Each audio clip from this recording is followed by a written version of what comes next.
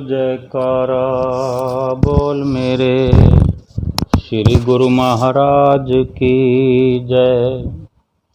सभी गुरुमुख प्रेमियों से सप्रेम जय सच्चिदानंद। खुद खुदा को घर बुलाए, ये कौन है प्रेम है। भीलनी के जूठे बेर खाए, ये कौन है प्रेम है। एक प्रेम ही तो है, प्रेम ही खुदा है, खुदा ही प्रेम है। प्रेम ही है जो प्रीतम से हमें मिला देता है। हम अपने सतगुरु से कितना प्रेम करते हैं और कितना कर सकते हैं, इस बात पे विचार करना चाहिए। हम नित्य नियम भी करते हैं, आरती पूजा सेवा सत्संग सुमरन और दर्शन ध्यान ये सब नियम निभाते हुए सिमरन भी करते हैं। फिर भी इतना सब करने के बाद भी सालों साल तक हमारा नियम चलता हो, फिर भी हमें अपने आप की जांच समय समय पर करते रहना चाहिए कि हमारी जो प्रेम की अवस्था है वो किस कदर हमारे अंदर बढ़ रही है या रुकी हुई है। ये थोड़ा विचार करके देख सकते हैं कि हम किस ओर अधिक झुकाव में हैं, संसार की ओर या अपने श्री सतगुरुदेव भगवान की ओर। अपनी परीक्षा हम खुद ले सकते हैं, खुद निर्णय भी हमारे पास है, कर सकते हैं कि जैसे बड़े बड़े प्रमाण हैं कि श्री गुरु महाराज जी हम पर रहमत लुटाएं, हमसे कोई लीला करें, हमारी बहुत बड़ी दुख की अवस्था हो, तुरंत हमें राहत पहुंचाएं या पहुंचाते हैं। लेकिन हम ये सोचते रहें कि जिन प्रेमियों के साथ लीलाओं के भाव जुड़े हैं, अपने आप पर भी हम कुछ नज़र डालें कि हमारा प्रेम कैसा है।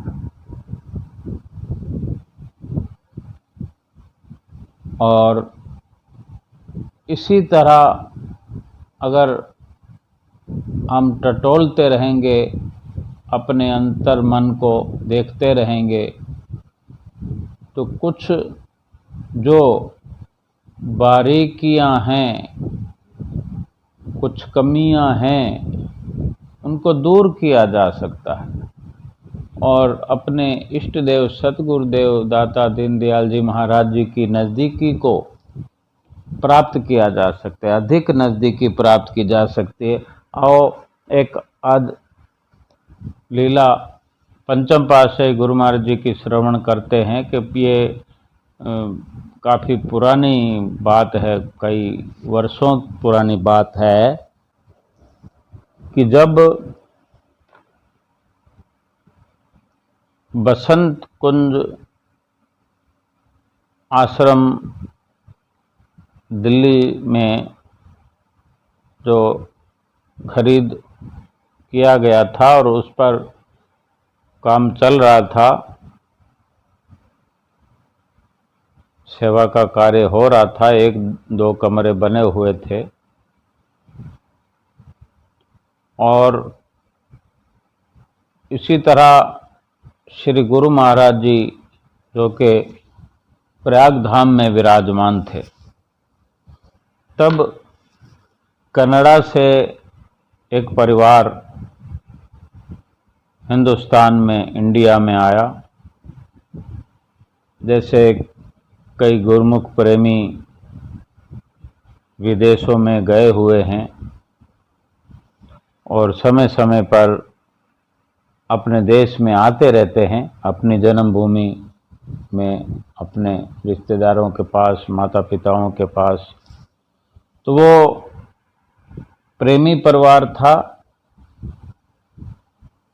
विदेश से जब आए तभी सोच लिया था कि अगर हम विदेश से अपने देश में जा रहे हैं तो वहाँ श्री गुरु महाराज जी के अवश्य दर्शन करके आएंगे, दर्शन करके ही आएंगे, लौटेंगे वापस विदेश की ओर।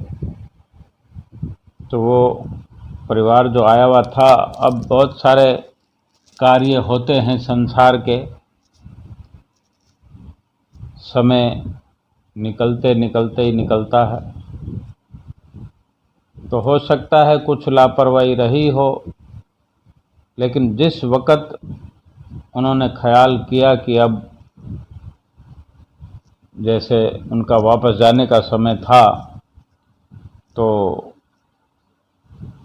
श्री गुरु महाराज जी के दर्शन करके जाना था, तो उन्होंने जैसे जिस दिन का प्रोग्राम बना या जिस वक़्त उनके मन में ख्याल आया कि दर्शन करने हैं और जाने का समय हो गया है, तो जाते वक़्त, अब चाहे श्री गुरु महाराज जी आनंदपुर में हो या प्रयाग धाम में हो, आनंदपुर में हो तो दिल्ली, प्रयाग धाम में हो तो बम्बई, पूना फ्लाइट, प्लेन मिलता ही है विदेश जाने के लिए। तो जब पता किया भगत जी ने, प्रेमी ने, तो उनको ये पता लगा कि श्री गुरु महाराज जी श्री प्रयाग धाम में थे, लेकिन आज बम्बई में हैं और बम्बई से भी पूरी मुकम्मल तैयारी हो चुकी है कि आश्रम से एयरपोर्ट कृपा करी है या करने वाले हैं। यानी आज के दिन श्री गुरु महाराज जी हांगकांग में यात्रा आरंभ करके हांगकांग कृपा करने वाले विदेश जा रहे हैं।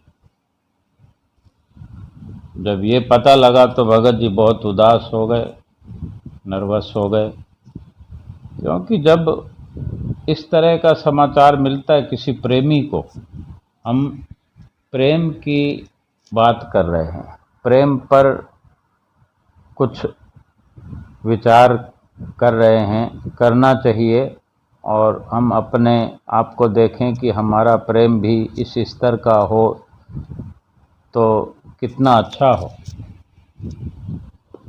तो जैसे वो दुखी हुए भगत जी, दुखी होना चाहिए जब हमारे प्रीतम हमसे दूर हों, मिलने की कोई समय लगता हो, हमारे हृदय के अंदर ऐसी वेदना होनी चाहिए। तो जो जैसे दुखी हो रहे थे और अपने आप को कहीं ना कहीं कोस रहे थे, ऐसा भी सोचते हो कि शायद 4 दिन पहले ये पता लगा होता तो 4 दिन में तो बहुत कुछ हो जाता है।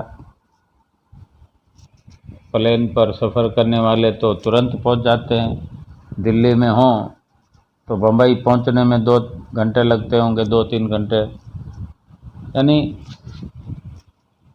इन वक़्त पर उनको पता लगा तो बहुत दुख हुआ और अंदर से जैसे बहुत छटपटाहट होने लगी, बहुत वैराग उमड़ा। और इधर हमारे प्राणधन, प्राणेश्वर जो प्लेन में अपना सफ़र शुरू कर चुके थे, वो जो प्लेन था वो एयर इंडिया का था, और एयर इंडिया का प्लेन दिल्ली होकर जाता है। कई प्लेन होते हैं, कोई किसी वाया से, कोई किसी रूट से जाते हैं, तो वो दिल्ली होकर जाने वाला था। तो वो दिल्ली प्लेन पहुंचा, जैसे 2 घंटे, 2.5 घंटे, 3 घंटे का मेरे को ठीक से पता नहीं है। और वहाँ पहुंचकर भी जैसे स्टॉपेज होता है 2 घंटे का, तो जो भी नई सवारियां लेनी होती है या कुछ और भी कार्य होते हैं, बहुत सारा होता है अपना, तो वो जैसे 2 घंटे वहाँ पर स्टे था। और श्री गुरु महाराज जी विराजमान हैं प्लेन के अंदर अपने गुरुमुख प्रेमियों महात्मा जनों के साथ। तो जब वो वापस वहाँ से उड़ान भरने वाला था हांगकांग के लिए, विदेश के लिए, तो जैसे हवाई जहाज को उड़ाने के लिए पायलट आते हैं और अपना वर्क शुरू करते हैं, हवाई जहाज को उड़ाने की कोशिश करने लगे, तो हवाई जहाज का इंजन स्टार्ट ही नहीं हो रहा था। बहुत मेहनत की, 1, 2, 4 कितने लोगों ने ट्राई किया, इंजीनियर वगैरह आए, मैकेनिक, मिस्त्री, सब हार गए। आखिर में उनको अनाउंस करना पड़ा कि अभी कुछ समय के लिए उड़ान रद्द की जाती है, और तब तक यात्रीगण, पैसेंजर यहाँ एयरपोर्ट पर उतरकर, वहाँ पर जो एयरपोर्ट पर व्यवस्था होती है कि प्लेन के खराब हो जाने पर, इंजन खराब हो जाने पर जो सुविधाएं एयरपोर्ट पर होती हैं, वो अनाउंस हुई कि आप सभी पैसेंजर से निवेदन है कि यहाँ जो भी व्यवस्था है उसको इस्तेमाल करते हुए अपना समय व्यतीत करें, और जैसे ही ये इंजन दुरुस्त होता है सबको समाचार दिया जाएगा। तो तब श्री गुरु महाराज जी भी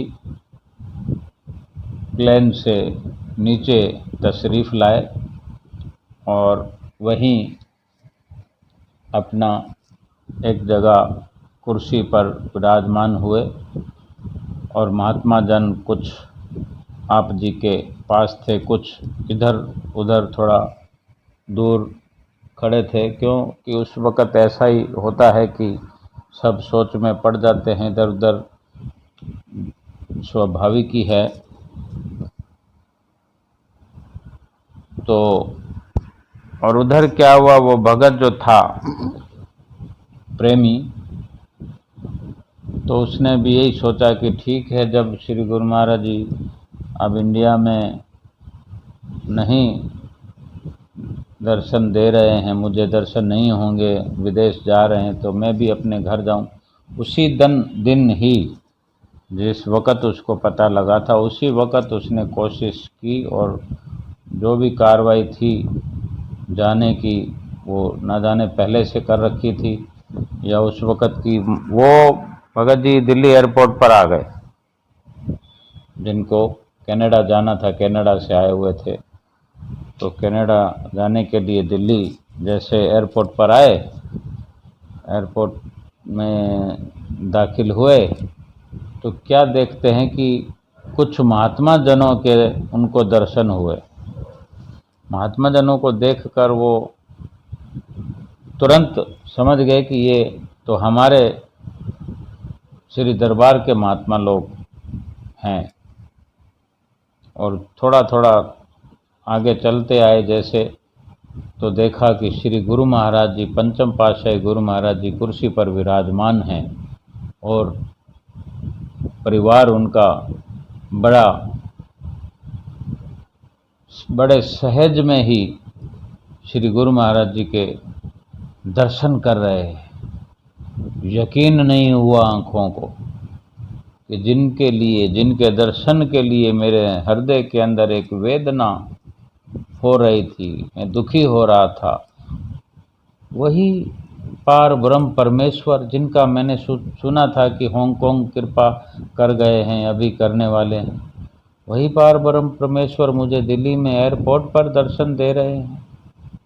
धन धन हो गए और नज़दीक श्री गुरु महाराज जी के पहुँचे, मत्था टेका और कुछ कहते नहीं बनता था, कुछ ना कहकर केवल अश्रुधारा बह रही थी। श्री गुरु महाराज जी ने वचन फरमाए कि तुमने तो हमारा प्लेन ही रोक दिया। हाथ जोड़कर तब विनती करता है प्रेमी कि स्वामी जी, गुरु महाराज जी, मैं कौन होता हूँ? आप तो अंतर्यामी हैं, आप दयालु हैं, रहमतें बरसाने वाले हैं, सब कुछ जानते हैं और बख्शनहार हैं। हम पर जो कृपा आपने की, मैं कभी भुला नहीं सकता। तो इस तरह दर्शन करते हुए वो भगत जी तो अपने सफ़र के लिए रवाना हुए और तब श्री गुरु महाराज जी से विनती की गई कि हमें आदेश करें कि आगे का क्या प्रोग्राम है, हांगकांग जाना है या कि और कुछ मौज है, क्योंकि अगर नहीं जाना तो बहुत सारी जो प्रक्रिया की होती है, बहुत सारा सामान बुक होता है, फिर उसको वापस अपने कब्जे में लेना, वो सामान वापस इकट्ठा करना, उनकी सारा वो। तो वो श्री गुरु महाराज जी से विनती करने पर श्री गुरु महाराज ने फरमाया कि क्यों हांगकांग न जाएं तो क्या दिल्ली में कोई काम नहीं है? तो प्रेमी क्या कहें, नतमस्तक थे। श्री गुरु महाराज ने फरमाया कि बसंत कुंज चलते हैं, तैयारी करो। तो वो सारी की सारी तैयारियां जो पहले की थी वो वापस हो गई। हांगकांग जाने के लिए श्री गुरु महाराज जी ने मना किया कि अभी हांगकांग नहीं जाते और बसंत कुंज चलो। तो सुबह सुबह जल्दी 5-6 बजे का समय था, अंधेरे अंधेरे बसंत कुंज श्री गुरु महाराज ने कृपा की और वहाँ जो 2 कमरे बने हुए थे और वो जो सारी ज़मीन जो थी आश्रम की बाउंड्री लाइन, सारी गुरु महाराज जी ने अपने चरण कमलों से पवित्र की। घूम घूम कर 1 घंटा लगातार उस पूरी ज़मीन पर चरण कमल रखते हुए पूरी ज़मीन को पवित्र किया। और फिर वहाँ जो शांति भवन भी है, वहाँ पर श्री गुरु महाराज जी पहले पातशाही जी विराजमान हैं और वहाँ जाकर आप जी ने मत्था टेका और वचन भी किए कि यहाँ तो पहले से ही परमहंस दयाल जी महाराज जी विराजमान हैं और आप आगे की कार्रवाई करो, इसका निर्माण करो। आशीर्वाद देते हुए श्री गुरु महाराज जी ने वहाँ से कृपा फरमाई। फिर एक प्रेमी के घर में कृपा की और वहाँ भी उनको आगाह किया कि जल्दी जल्दी यहाँ का काम ख़त्म करके यहाँ से जल्दी चलो। अगर दिल्ली में सबको पता लग गया, संगतों को पता लग गया तो हमें जाने नहीं देंगे यहाँ से। श्री गुरु महाराज ने वहाँ से फिर प्रेम बाग कृपा की, फिर वहाँ से फिर संत नगर पहुँच गए श्री गुरु महाराज जी।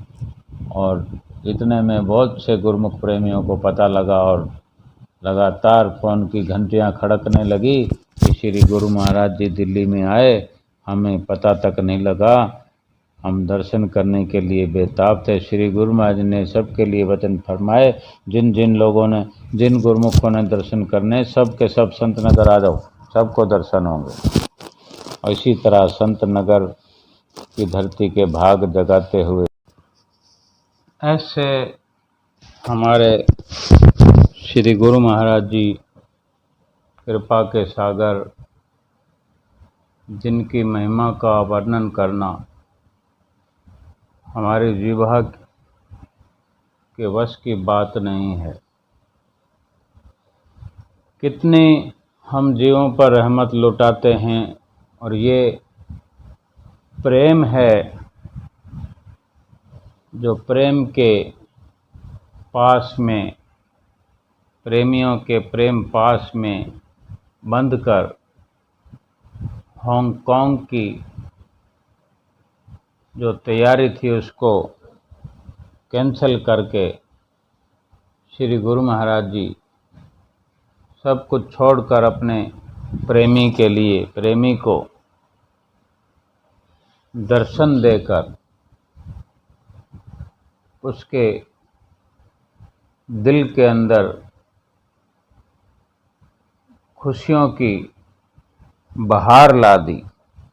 और जो प्रेमी बसंत कुंज में कितने समय से विनती कर रहे थे कि श्री गुरु महाराज जी यहाँ आएं, चरण छुआएं और आशीर्वाद करें, ताकि सभी आशीर्वाद पाकर अपने आप को धन्य करें और सेवा का कार्य यूं ही चलता रहे।